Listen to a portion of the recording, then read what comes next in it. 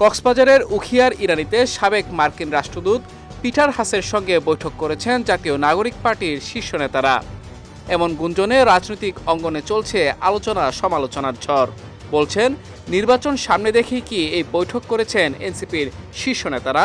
এমন পরিস্থিতিতে বিষয়টি নিয়ে মুখ খুলেছেন এনসিপির মুখ্য সংগঠক নাসির উদ্দিন পাটোয়ারি। পিটার হাসের সাথে মিটিং এটা সম্পূর্ণ গুজব। আমরা জানিও না উনি কোথায় বা কি। আর আমরা হলো একটু ঘুরতে আসছি কক্সবাজারে। সাবেক মার্কিন রাষ্ট্রদূত পিটার হাসের সঙ্গে বৈঠকের বিষয়টি তিনি গুজব বলে উড়িয়ে দিয়েছেন। বলেছেন, এটা টোটালি একটি গুজব, মিস ইনফরমেশন, এ ধরনের কোনো কিছুই হয়নি। পিটার হাসের সঙ্গে বৈঠক ইস্যুতে একটি গণমাধ্যমকে নাসির উদ্দিন পাটোয়ারি জানান, তারা মূলত কক্সবাজারে ঘুরতে যান।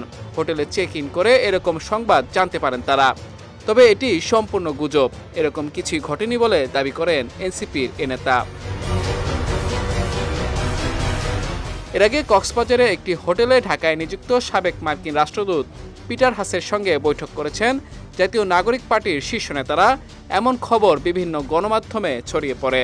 বলা হয়, বৈঠকে অংশ নেন দলের নেতা হাসনাত আবদুল্লাহ, সার্জিস আলম, নাসির উদ্দিন পাটোয়ারি ও তাসনিম জারা। বিজয় টিভি নিউজ ডেস্ক।